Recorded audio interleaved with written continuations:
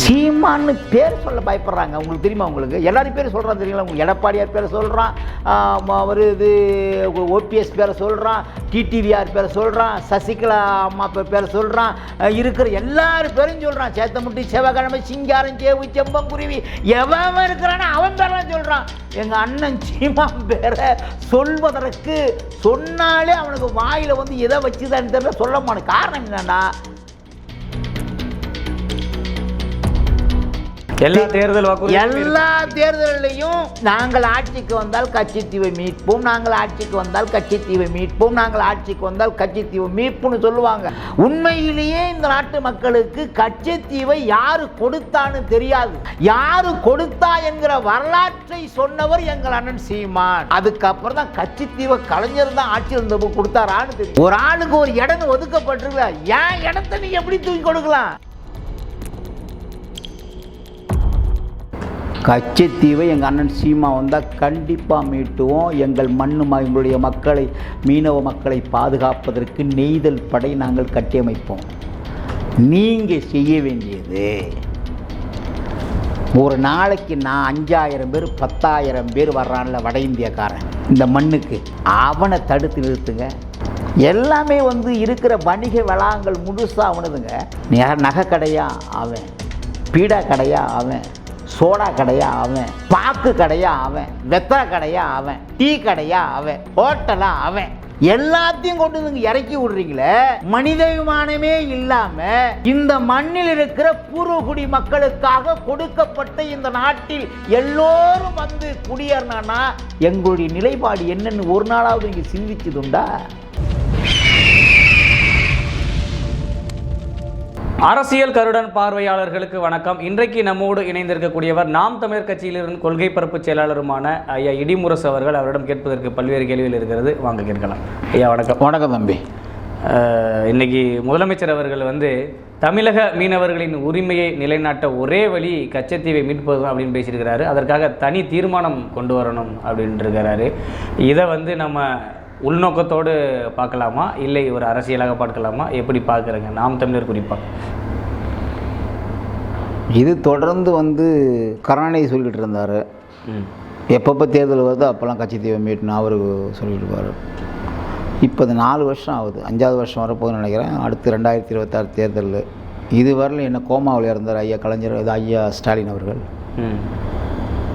ஏதாவது பேசியிருப்பாரா கட்சித்தீவை பற்றி? சீமான் அவர்கள் மீனவர்களுக்கு போராட்டம் நடத்துகிறாரு. ராமேஸ்வரத்தில் போய் மீனவர்கள் பிரச்சனை பேசப்படுது, தொடர்ச்சியாக வந்து ஒரு போராட்டங்கள் அறிவிக்கிறாரு, ஒரு அறிக்கையை விடுறாரு. அதோடைய எல்லா பிரதிபலிப்பும் அரசாங்கத்தில் ஒன்று நடக்குது. இப்போ வந்து சீமான் அவர்களுடைய கையில் எடுக்கக்கூடிய பிரச்சனைக்கு அங்கே தீர்மானமே நிறைவேற்றப்படுது. கச்சத்தீவை மீட்பதற்கு தீர்மானம் நிறைவேற்றப்படும் அப்படின்னு ஒரு கூட்டம் இருக்குது, அல்லகை கூட்டம்னு சொல்லுவேன். இதை ஒன்று போய் சேர்க்கறதுக்கு ஒரு கூட்டம் இருக்குது. அதுக்கு வந்து கவர் வந்து கொடுத்துருவாங்க.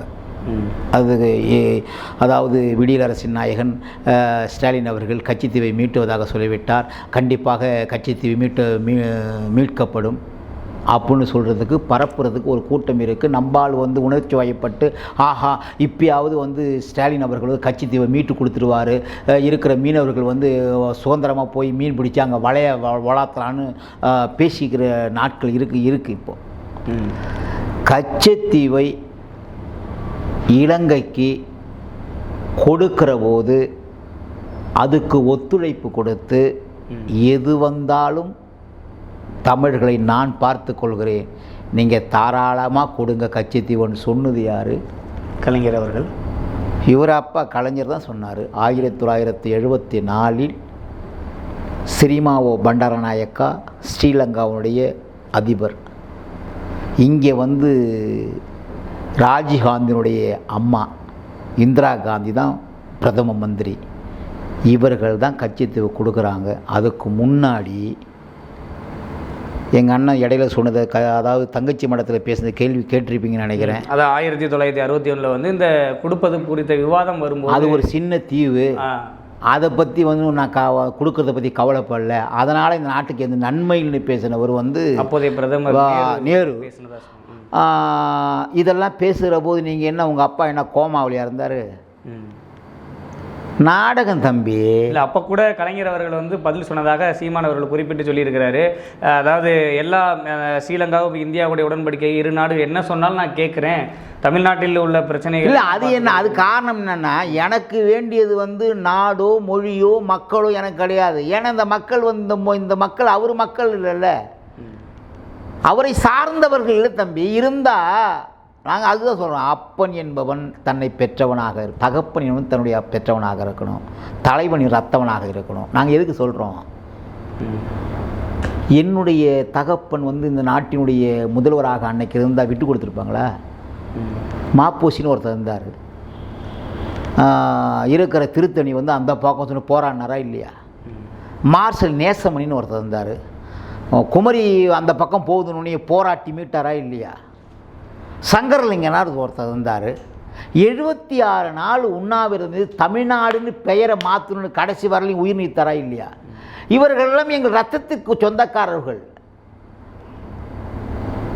எல்லை காவலர்களாக, எல்லை தெய்வங்களாக இருந்தவர்கள் இவங்கெல்லாம்.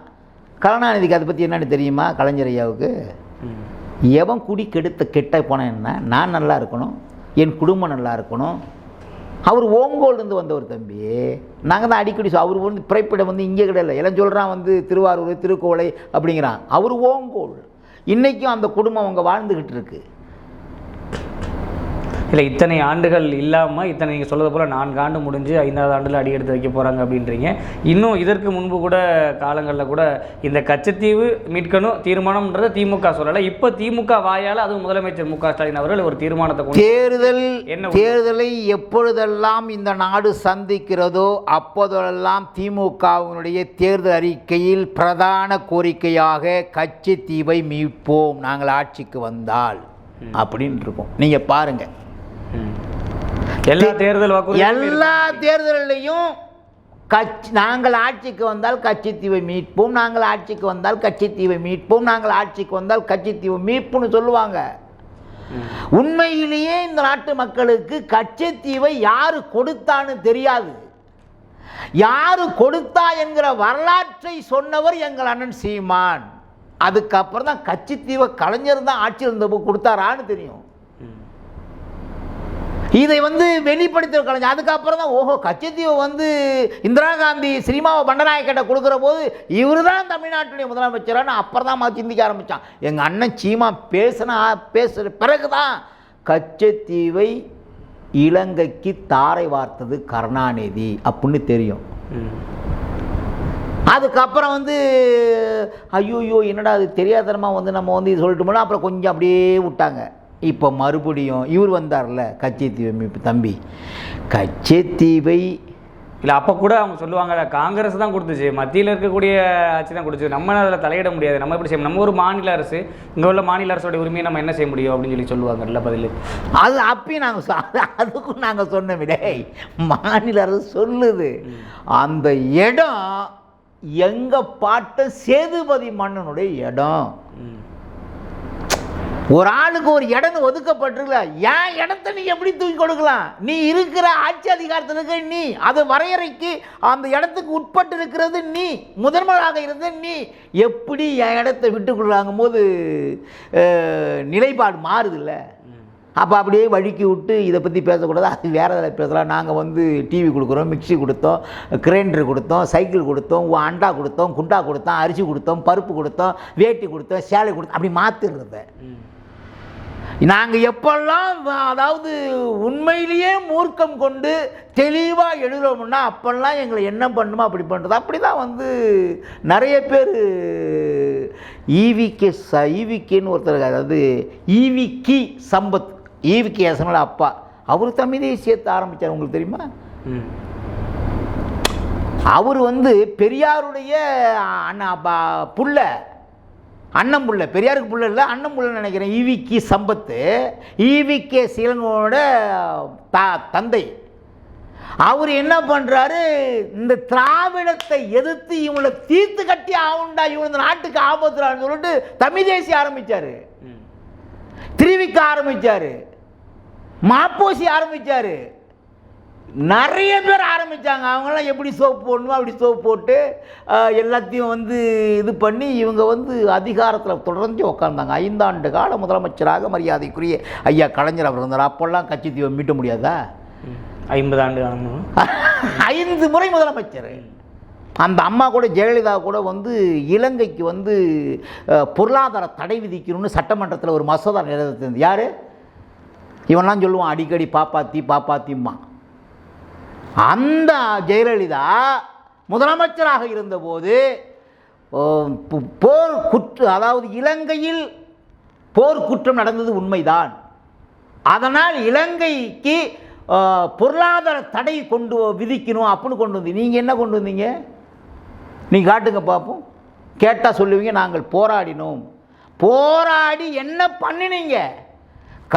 அங்கே உச்சக்கட்ட போர்.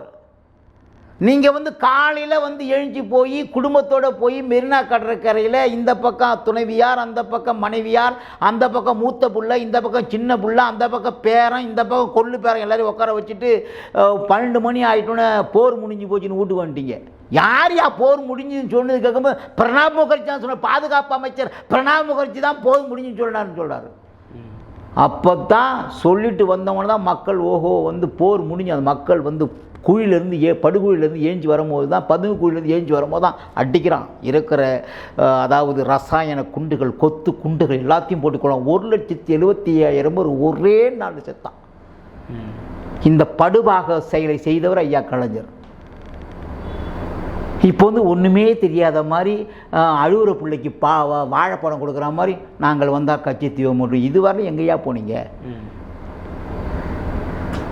இல்லை, இந்த கச்சத்தீவு மீட்பு தீர்மானம் அப்படிங்கிறது வந்து வாழையடி வாழையாக இப்போ நீங்கள் தொடர்ச்சி எப்போ தேர்தல் வந்தாலும் அது தேர்தல் அறிவிப்பில் இருக்கும் அப்படின்னு சொல்கிறீங்க. கச்சத்தீவை மீட்போம்ன்றது இப்போ தீர்மானம் கொண்டு போகிறது வந்து இப்போ நாம் தமிழர் கட்சிக்கூடிய அழுத்தம், இவர்கள் முன்னெடுக்கக்கூடிய போராட்டம் அது வந்து முக்கியமான காரணமாக இருக்குதா அப்படின்னு ஒரு முதல்ல கச்சத்தீவை நாங்கள் மீட்டுருவோம்.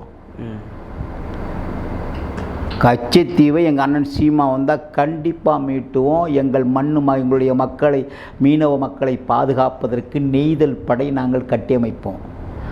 நீங்கள் செய்ய வேண்டியது ஒரு நாளைக்கு 5,000 பேர் 10,000 பேர் வர்றான்ல வட இந்தியக்காரன் இந்த மண்ணுக்கு, அவனை தடுத்து நிறுத்துங்க. எல்லாமே வந்து இருக்கிற வணிக வளாகங்கள் முழுசாக அவனுதுங்க. நகை கடையா அவன், பீடா கடையா அவன், சோடா கடையா அவன், மல்லிகை கடையா அவன், துணி கடையா அவன், பாக்கு கடையா அவன், வெத்தலை கடையா அவன், டீ கடையா அவன், ஹோட்டலா அவன், எல்லாத்தையும் கொண்டு வந்து இறக்கி விடுறீங்களே. மனிதாபிமானமே இல்லாமல் இந்த மண்ணில் இருக்கிற பூர்வகுடி மக்களுக்காக கொடுக்கப்பட்ட இந்த நாட்டில் எல்லோரும் வந்து குடியேறினா எங்களுடைய நிலைப்பாடு என்னன்னு ஒரு நாளாவது நீங்கள் சிந்திச்சதுண்டா? சரி, வர்றானே அவன் யாரு, என்ன, எந்த நாட்டு, எந்த மாநிலத்தை சார்ந்தவன், எந்த ஊரை சார்ந்தவன், ஏதாவது ஒரு அவனுக்கு வந்து ஒரு உள் நுழைவு சீட்டு கொடுக்குறீங்களா? ஆதாரம் இருக்கிற காவல்துறை ஆய்வாளர் கேட்குறான், அடிக்கிறான். இருக்கிற பெண்களுடைய செயினை அறுத்து ஓடுறான். எல்லாமே இந்த நாட்டில் இருக்கிற குற்ற செயல்கள், இருக்கிற கொலை செயல்கள், இருக்கிற ரவுடிசம் பண்ணுறதே இன்னைக்கு வந்து வட இந்தியர்கள் தான். நான் அதை அடித்து சொல்லுவேன். நீங்கள் வந்து கச்சத்தீவை மீட்டுறது அப்புறம் விடுங்க. இந்த மண்ணை சரிபடுத்துவதற்கு இந்த மக்கள் சட்டம் ஒழுங்கு சரியாக இருக்கா? எங்கு பார்த்தாலும் பாலிய அதாவது உங்கள் ஆள் வந்து பெண்களை கெடுக்கிறான். அண்ணாமலை யூனிவர்சிட்டியில் கொண்டு படிக்கிற பொண்ணை உங்கள் ஆள் ஞானசேகரன் ஒருத்தன் வந்து பாலியல் இது பண்ணுறான். அவருக்கு இவருக்கு சம்மந்தம் இல்லைன்னு சொல்லிட்டாங்க. யாருக்கு? அவருக்கு சம்மந்தம் இல்லை அப்படின்னு. ஆமாம், வந்து சேர்ந்தோடனே இருக்கிறவன் அவன் பேர் என்ன, அந்த கஞ்சாவி தானே, ஜாபர் சாதிக்கு. ஏங்க நீங்கள் பாருங்களேன், நீங்கள் வந்து அதாவது எல்லாம் தெரியாத வரலையும் வந்து வச்சுருப்பீங்க, தெரியாத வரலையும் வச்சுருப்பீங்க. தெரிஞ்ச பிறகு கட்சியை விட்டு எடுத்து அதுவும் நிரந்தரமாக எடுக்க மாட்டீங்க. இப்போ நாங்கள் பாருங்கள், ஒருத்தன் வந்து தவறுன்னு ஒருத்தன் பண்ணுறான், கட்சியை விட்டு நிரந்தரமாக எடுத்துடுறது. எங்கள் ஆளுங்களை காட்டுங்க. ஆனால் நீங்கள் கட்சியில் வந்து அவன் கொலைகாரன் கொள்ளைக்காரன் அயோக்கியன் தெரிஞ்ச பிறகு கட்சியை விட்டு அதாவது தற்காலிகமாக நீக்கப்படுகிறார். திமுக அப்படி பார்த்தீங்களா? தற்காலிகமாக நீக்கப்படுகிறார். எல்லாமே ஞானசேகர் அதாவது செய்கிறவர்களும் என்ன கட்சி எந்த கட்சி இருந்தாப்புல என்ன பொறுப்பில் இருந்தாப்புல எல்லாரும் தெரியுமில்ல. அதுக்கப்புறம் வந்து அயோக்கியன் தெரிஞ்ச பிறகு கட்சியை விட்டு நீங்க என்ன பண்ண போற? நீ அப்போ நீ அவனை பாதுகாக்கிறது ரெடி பண்ணுற அர்த்தம். இன்னொன்று தெரியுமா உங்களுக்கு? கொலை நடக்குது. இப்போ வந்து அண்ணன் ஆம்ஸ்டாங்கை வந்து கொன்னாங்க. திருவேங்கடத்தை எது கொன்னீங்க? என்கவுண்டர் பண்ணீங்க. தீர விசாரிக்கணுமா வேணாமா? விசாரணை இல்லாமல் எது கொள்றீங்கிற நான். திருவேங்கடம் தான் கொண்டானா அவனுடைய யார் வந்து அவனுடைய பின்புலத்தில் யார் இருக்கிறா? இதை வந்து அம்புதான் அவன் எய்தவர்கள் யார் அதை கண்டுபிடிக்கணும்ல. அதை விட்டுட்டு வந்து விசாரணை இல்லாமல் ஒருத்தர் என்கவுண்டர்னு போட்டா அது எப்படி ஏற்றுக்கிறது? கேட்டால் அதை நான் என்ன சொல்கிறேன்னா, முதல்ல நீங்கள் வந்து இந்த மண்ணுக்கு நீங்கள் நல்ல முதலமைச்சர்னு சொன்னீங்கன்னா இனிமேல் முடிஞ்சு போச்சுன்னு வச்சிங்க. இன்னும் ஒரு வருஷம் ஒரு 6, 7, 8 மாதமாக இருக்கும் போது வச்சிங்க. நான் என்ன சொல்கிறேன், இதுவரை வந்து 9 லட்சம் கோடி கடன். தமிழ்நாட்டுடைய கடன் எவ்வளவு? 9 லட்சம் கோடி கடன். இந்த 9 லட்சம் கோடி கடனை எதற்கு செலவழித்தீர்கள்? எந்தெந்த கட்டுமானத்தை உருவாக்கினீர்கள்? இதெல்லாம் சொல்லுங்கள். இந்த தேர்தலில் வர்ற தேர்தலில் நீங்கள் உங்கள் அப்பா வாங்கின கடன் கூட விட்டுருங்க. நீங்கள் வந்த இந்த 4 வருஷத்தில் இங்கே வந்த பிறகு எவ்வளவு கடன் வாங்கினீங்க? அந்த கடத்தை எதற்கு செலவு பண்ணீங்கன்னு சொல்லுங்கள். சொல்ல முடியுமா உங்களால்? 100 நாள் வேலைன்னு ஒன்று இருக்குங்க. 100 நாள் வேலை. அந்த வேலையை சரியாக பயன்படுத்தியிருந்தால் தமிழ்நாட்டில் இருக்கிற குளங்களை, ஏரிகளை, கால்வாய்களை, வடிகால் கால்வாய்களை முறையாக செப்பனிட்டு இந்த மண்ணுக்கு ஒப்படைச்சிடலாங்க. இருக்கிற கிராம மக்களை காலையில் போனோடனே நீங்கள் வந்து காலையில் எங்கேயும் அண்ணா அறிவாலயத்தில் போய் எங்கெங்கே வந்து புறம்போக்கு கிடக்கு, எங்கெங்கே வந்து அதாவது அனாத இடம் கிடக்குன்னு அது வந்து அரசு ஆராயிறீங்களே. காலையில் போன இந்த திட்டம் நமக்கான திட்டம். இந்த ஊதியத்தை பெற்றுக்கொண்டு நம்முடைய வாய்க்கால்களை, நம்முடைய கால்வாய்களை, நம்முடைய ஆறுகளை, நம்முடைய குளங்களை, நம்முடைய குட்டங்களை நம்ம செம்மைப்படுத்தி வைக்க வேண்டும், சீரமைத்து வைக்க வேண்டும். பெய்கிற மழை பெய்கிற போது அதை சேமித்து நமக்கான குடித்த நீராக குளிப்பதற்கு, விவசாயம் செய்வதற்கு இது பயன்படும் என்று அழுத்தம் கொடுத்திருந்தால் மக்கள் செய்வாங்களா செய்யலை? நீங்கள் போய் பாருங்கள். 100 நாள் வேலையில் உடனே ஆட்சிட்டு போவான். ஒரு சூப்பர்வைசர் இருப்பான். எங்கே அவன் வந்துட்டு தலை எண்ணிட்டு விட்டுட்டு போடுவான். அவங்க படுத்து கிடப்பாங்க. மக்கள் எங்களை வந்து இப்போ தப்பாக பேசலாம். இப்போ நான் பேசுகிறது வந்து மக்கள் கேட்டாங்கன்னா பாரு கெடுக்கிறான் பாருன்னு மக்கள் பேசுவான். நான் என்ன சொல்கிறேன்னா, கொண்டு போய் அவங்க போய் படுக்க வச்சு சோம்பேறி ஆக்குறது இந்த அரசுங்க. ஒரு பக்கம் குடிகாரனாக்கி அவனுடைய வாழ்வாதாரத்தை முழுமையாக கெடுக்கிறது இந்த அரசு. இன்னொரு பக்கம் வந்து அதாவது ஊதியம் கொடுத்து அந்த ஊதியத்திற்கு ஏற்றவாறு வேலைகளை வாங்காமல் சோம்பேறியாக்குவது இந்த அரசு. இல்லை என்ன காரணம் தெரியுமா? மறுபடியும் வந்து இவங்களுக்கே ஓட்டு போட. திமுக வந்தால் நம்மளை தூங்க வச்சு படுக்க வச்சு சம்பளம் கொடுக்கும். எப்படி பாரு, எப்படிலாம் வந்து மக்களை வந்து வீணான பாதைக்கு, தீய பாதைக்கு செயல்படுத்தலாம் பாருங்க. நான் சின்ன புள்ளியா இருக்கும் போது, எம்ஜிஆர் முதலமைச்சராக இருக்கும் போது மராமத்து வேலை தெரியும், கேள்விப்பட்டீங்களா? மராமத்து வேலை இருக்கிற எங்கள் அப்பா வந்து 5 கிலோ அரிசி, ஒரு 5 ரூபா பணம் கொடுப்பாங்க. இருக்கிற குளம், இருக்கிற கம்மாய், இருக்கிற ஏரி எல்லாத்தையும் கொண்டு போய் வெட்டி தூருவாங்க. இந்த கோடை காலத்தில் சரியான நேரத்தில் மழை பெய்யும், தண்ணி தேக்கப்படும், இருக்கிற விவசாயத்துக்கு, இருக்கிற குடி தண்ணிக்கு பயன்படுத்துவாங்க. இன்றைக்கி போய் பாருங்கள், தமிழ்நாட்டில் இருக்கிற இந்த 39,000 ஏரிகளில் எத்தனை ஏரிகள் வெட்டப்பட்டிருக்கு, எத்தனை குளங்கள் வெட்டப்பட்டிருக்கு, எத்தனை கால்வாய்கள் வெட்டப்பட்டிருக்கு, எத்தனை கம்மாய்கள் வெட்டப்பட்டிருக்கிறது. இதெல்லாம் போய் பாருங்கள். ஒன்றுமே கிடையாது. வெற்று வாக்குறுதிங்க எல்லாமே. 650 வாக்குறுதி நினைக்கிறோம் போத தேர்தலில் திமுக கொடுத்த வாக்குறுதி.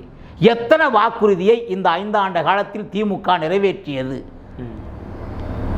நாங்கள் அதை பண்ணோம், இதை பண்ணோம், அதை கொண்டு வந்து, இதை கொண்டு வந்து ஒன்றும் கொண்டு வரல.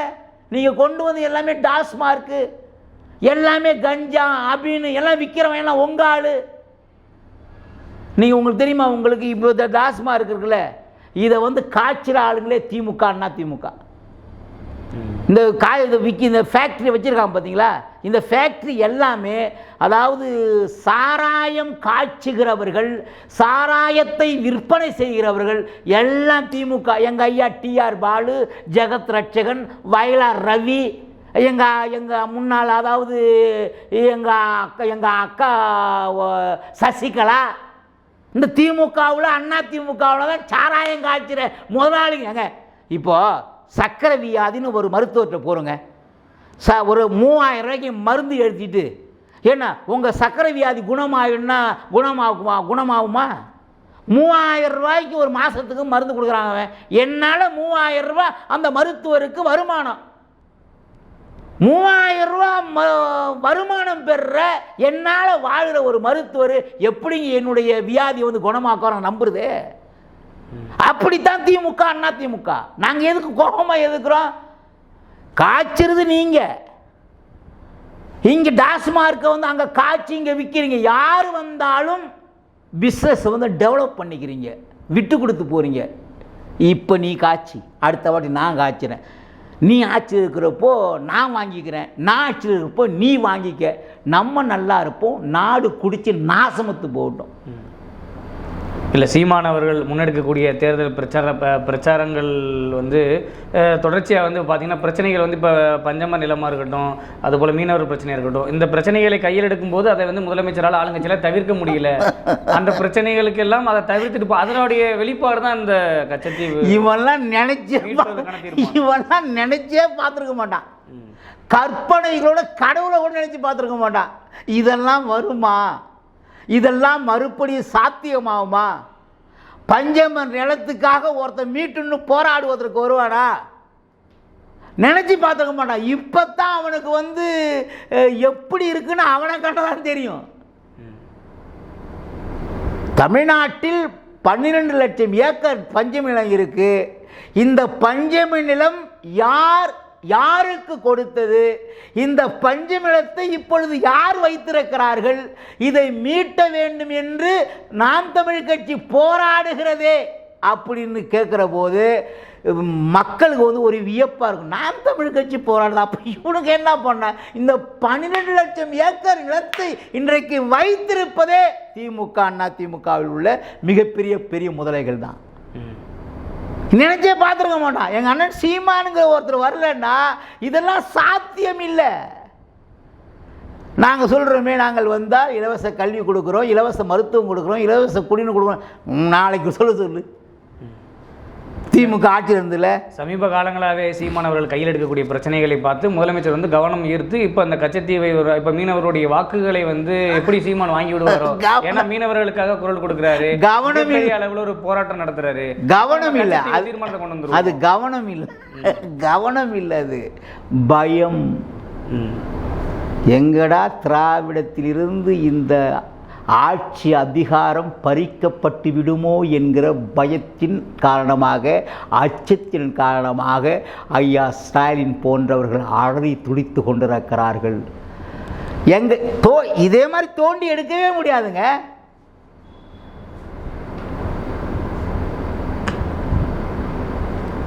நான் தான் சொல்றேன், என் அண்ணன் சீமானை போல இன்றைக்கு போராடிய கட்சிகள் ஏதாவது சொல்லுங்க பார்ப்போம்.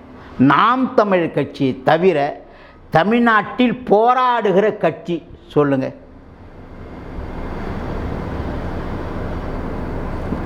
அவங்களே சொல்லுங்க. திமுக ஆட்சி அதிகாரத்தில் இல்லைன்னா கோபேக் மோடி, கருப்பு பலூனு, வீட்டுக்கு வாசலில் போய் வாயை கட்டிக்கிட்டு போராட்டம் பண்ணும். ஆட்சிக்கு வந்துட்டா எல்லாத்தையும் விட்டுட்டு எங்கெங்கே எந்தெந்த துறையில் எவ்வளோ சுருட்டலாம் இதை பார்க்கும். அதே போல தான் அதிமுக. ஆனால் தொடர்ந்து 14 ஆண்டு காலமாக இந்த மண்ணுடைய வாழ்வுரிமைக்கு, இந்த மக்களுடைய வாழ்வுக்கு போராடுகிற ஒரே கட்சி தமிழ்நாட்டில் நாம் தமிழ் கட்சி. அதனால தான் எங்களை எழுத மாட்டேங்கிறான். அதனால தான் எங்களை பேச மாட்டேங்கிறாங்க. பேசுனா பெரிய ஆளை வந்துடுவாங்க, நம்மளே எதுக்கு அவங்களுக்கு வந்து விளம்பரத்தை ஏற்படுத்தி கொடுக்கணும். சீமான்னு பேர் சொல்ல பயப்படுறாங்க. உங்களுக்கு தெரியுமா? உங்களுக்கு எல்லாரும் பேர் சொல்கிறான் தெரியுங்களா? உங்களுக்கு எடப்பாடியார் பேரை சொல்கிறான், அவர் இது ஓபிஎஸ் பேரை சொல்கிறான், டிடிவிஆர் பேரை சொல்கிறான், சசிகலா அம்மா பேரை சொல்கிறான், இருக்கிற எல்லாரும் பேரும் சொல்கிறான். சேத்தமுட்டி, செவ்வாய்க்கிழமை, சிங்காரம், சேவு, செம்பங்குருவி, எவன் இருக்கிறானோ அவன் பேரெல்லாம் சொல்கிறான். எங்கள் அண்ணன் சீமான் பேரை சொல்வதற்கு சொன்னாலே அவனுக்கு வாயில் வந்து எதை வச்சுதான்னு தெரியல, சொல்ல மாட்டேன். காரணம் என்னன்னா, நம்மளே எதுக்கு அவரை வளர்த்து விடணும் அப்படிங்கிற அந்த பயத்தால் சொல்ல மாட்டேங்கிறான். அவர் பேரை சொல்லி தான் வளரணுமா? அவர் பேரை சொல்லி தான் வளரணுன்ற ஒரு கட்டாயம். நாங்கள் எங்களுடைய தத்துவமும் எங்கள் லட்சியமும் கடகோடி மக்களிடத்தில் போய் நீங்கள் போய் பாருங்கள், சீமான்னு சொல்லாத ஆட்கள் இருக்க மாட்டாங்க. தூய்மையான அரசியலுக்கு எல்லாம் சொல்கிறான். ஏன்னா எங்கள் அண்ணன் இப்போது எங்கள் நிறைய பேர் தமிழ் தேசிய அரசியலுக்கு உள்ளே வந்துட்டாங்க. நீங்கள் பார்த்தா தெரியும், அந்த தங்கச்சி மட்டத்தில் ஒரு அந்த இதுக்கு ஒரு மீனவர்களுக்கு போராட்டம் பண்ணணும். அதில் எல்லோரும் நீங்கள் பார்த்தீங்கன்னா அது எவ்வளோ பெரிய கூட்டம் கூடிச்சு, என்ன பண்ணுது. அத்தனை சமுதாய தலைவர்களும் வந்து எவ்வளோ பேர் வந்தாங்க தெரிவிச்சிருந்தாங்க. இல்லை, அதையெல்லாம் பார்க்கும்போது தான் சீமான் அவர்களுக்கு பின்னாடி மீனவர்கள் வந்து அனைத்து சாதி சங்கங்களும் சாதி தலைவர்களும் வந்து ஒன்றிணைந்து நிற்கும் போது சொல்கிறாரு, தமிழ் குடிகளாக நாங்கள் ஒன்று சேர்ந்து நிற்கிறோம் அப்படின்னு. இப்போ இதையெல்லாம் பார்க்கும்போது ஒரு அச்சத்தின் வெளிப்பாடாக தான் முதலமைச்சர் வந்து ஒரு தீர்மானம் ஏற்றாரு. அப்போ வந்து கச்சத்தீவை மீட்பது தான் எங்களுடைய ஒரே வழி, மீனவர்கள் பிரச்சனைக்கு நான் தீர்வு காண்கிறேன், அது ஒரே வழி அதுதான். நாள் நாங்கள் மூச்சை விட்டோம்னா, எந்த பிரச்சனையாவது மூச்சை விட்டோம்னா அதை பற்றி மறுநாள் முதலமைச்சர் வந்து கவனத்தை ஈர்த்து பேசுவார். இதை இப்போ நீங்கள் இப்போ எழுதி வச்சிங்க. இப்போ எங்கள் அண்ணன் நாள் பேசுகிறாருல, இப்போ கச்சத்தீவாக இருக்கட்டும், முல்லை பெரியாராக இருக்கட்டும், பாலாற்று பிரச்சனையாக இருக்கட்டும், காவேரி பிரச்சனையாக இருக்கட்டும், மீனவர் பிரச்சனையாக இருக்கட்டும், மாணவர் பிரச்சனையாக இருக்கட்டும், தொழிலாளர் பிரச்சனையாக இருக்கட்டும், போக்குவரத்துறை அமைச்சர் பிரச்சனையாக இருக்கட்டும், எதை நாள் எங்கள் அண்ணன் கையில் எடுக்கிறாரோ மறுநாள் வந்து தமிழ்நாட்டின் முதலமைச்சராகிற ஸ்டாலின் அவர்கள் அதை பற்றி பேசுவார். வேறு வழி இல்லை. சீமான் அவர்களை வைத்துத்தான் இன்றைக்கி அரசாங்கமே நடத்தி கொண்டிருக்கிறார் அப்படின்றீங்க? ஆமாம், நடந்து கொண்டு இருக்கிறது. சீமான் தான் மையப்புள்ளி, தமிழ்நாட்டுடைய மையப்புள்ளியாக என் அண்ணன் சீமான் தான் இருக்கிறாரு. என் அண்ணன் தான் வந்து இருக்கிற எல்லா உரிமைகளையும் பெற்றுத் தருவதற்கு போராடி கொண்டிருக்கிறார்.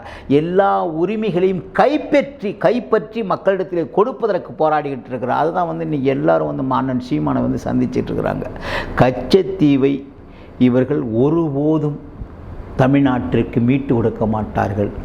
அதற்கான சாத்தியம் அவர்களிடத்தில் இல்லை. என்ன, அவர் யார் போய் அங்கே மீன் பிடிக்கிறாங்க? கருணாநிதி ஐயா விட்டு குடும்பம் போய் மீன் பிடிக்குதா? என்ன போட்டு வாங்கி விட்டுருப்பாங்க, முதலாளியாக இருந்திருப்பாங்க, கார்பரேட் முதலாளிக்கெல்லாம் வந்து கண்காணி வேலை பார்ப்பாங்க. ஆனால் அவங்களுடைய குடும்பத்தில் உள்ளவர்கள் காலையில் எழுந்தரும் வலைகளை தூக்கி கொண்டு மீனுக்கு போகிறாங்களா? அவங்களுக்கு வந்து சிங்கள இராணுவம், நான் கேட்குறேன், சிங்கள இராணுவம் சுடுது, இந்திய இராணுவம் என்ன பண்ணுது? இந்தியாவில் மிகப்பெரிய ஒரு கடற்படை இருக்குல்ல, அது என்ன பண்ணுது? சுடுறதை வேடிக்கை பார்க்குறதா? அது என்னைக்காவது ஒரு நாள் வந்து கண்டனம் தெரிவிச்சிருப்பாங்களா? ஏங்க, இது ஒரு வல்லரசு நாடுங்க. இந்தியா என்பது வல்லரசு நாடு. உலக நாடுகளிலே போட்டி போடுகிற நாடாக இருக்கிற நாடு சின்னோண்டு இலங்கைங்க. உங்கள் அண்ணன் தான் சொன்னார், நாங்கள் துப்புற எச்சியில் வந்து மூழ்கினோண்டா இலங்கைனார். அப்படியாப்பட்ட நாடு வந்து எங்களை வந்து தொடர்ந்து சுட்டு கொள்ளுது. இதுவரை 850 மீனவர்கள் சுட்டு கொல்லப்பட்டிருக்கிறார்கள். வலைகளை அறுத்திருக்கிறார்கள். எங்களுடைய போட்டுகளை கட்டுமரத்தை உடைத்து சுக்குநூறாக்கி சிறைபிடித்து போயிருக்காங்க. என்ன தமிழ்நாடு அரசாங்கம், இந்திய அரசாங்கம் எங்களுக்கு என்ன செய்ததுன்னு கேட்குற கேள்விக்கு உங்களால் பதில் சொல்ல முடியுதா? நீங்கள் எடுத்த நடவடிக்கை என்ன? கடலிலே தினமும் இறக்குறாங்க. பிரிட்டோ இறந்தான், எத்தனை பேர் எங்கள் தம்பிங்க, அண்ணனுங்க, எங்கள் உறவு ஒப்பரை கடலுக்கு போனால் திரும்பி வருவாங்களான்னு ஒவ்வொரு என்னுடைய தாய்மார்கள் நினைத்து கொண்டிருக்கையில் இவ்வளவு அநியாயம் நடக்குது. இலங்கை கடற்படை சுட்டு கொள்ளுது. நீங்கள் எடுத்த நடவடிக்கை என்ன? இல்லை, இந்த அறிவிப்பை வந்து மீனவர்கள் எப்படி பார்ப்பாங்க? அதாவது இந்த கச்சத்தீவை மீட்போம் நம்ம முதலமைச்சர் சொல்லியிருக்கிறாரு, தீர்மானம் கொண்டு எப்போதும் போல இது ஏமாத்து இல்லை, எப்போதும் போல ஏமாத்து வேலை தான் பார்ப்பாங்க. அது எப்போதும் அது கச்சத்தீவு வந்து இவங்க மீட்க மாட்டாங்க. அவங்க எல்லாருக்குமே தெரியும், கடகோடியில் இருக்கிறவங்க கூட தெரியும். கச்சத்தீவை வந்து 50 ஆண்டு காலமாக மீட்காது, இப்போ மீட்க போகிறாங்க. அது தெரியும். இருந்தாலும் வந்து உசுப்பு ஏற்றி விட்றது. எங்கள் அண்ணன் திருமாவளவன் மாதிரி ஆள் இருக்காங்கல்ல, முட்டு கொடுக்குறதுக்கு. எல்லாரும் வந்து முட்டு கொடுக்கலாங்க, தப்பு இல்லைங்க. ஆனால் முட்டு கொடுக்கக்கூடாது. எங்கள் அண்ணன் அந்த வேலையை பார்க்குறேன். எனக்கு வேதனையாக இருக்குது ரொம்ப. உண்மையிலே அன்றைக்கி வந்து என் கண்ணில் தண்ணி வந்துட்டு எனக்கு உங்களுக்கு நான் சொல்லும் போது நான் அழுதுட்டேன். நானும் ஒரு சமுதாயம் அவர் நம்பி இருக்குது. இந்த மண்ணுக்கு வந்து மிகப்பெரிய கொடுமைகளை செய்த ஒரு கட்சி இருக்குன்னா திமுக. நானே தெரிஞ்சுக்கிட்டேனே, ஜனநாயக முறைப்படி இந்த மண்ணில் எதுவுமே நடக்கலை.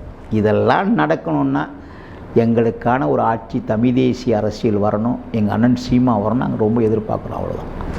நிச்சயமாக எங்களோடு இணைந்து உங்களுடைய கருத்துக்களை பதிவிட்டு மிக்க நன்றி. நன்றி தம்பி, நன்றி, ரொம்ப நன்றி.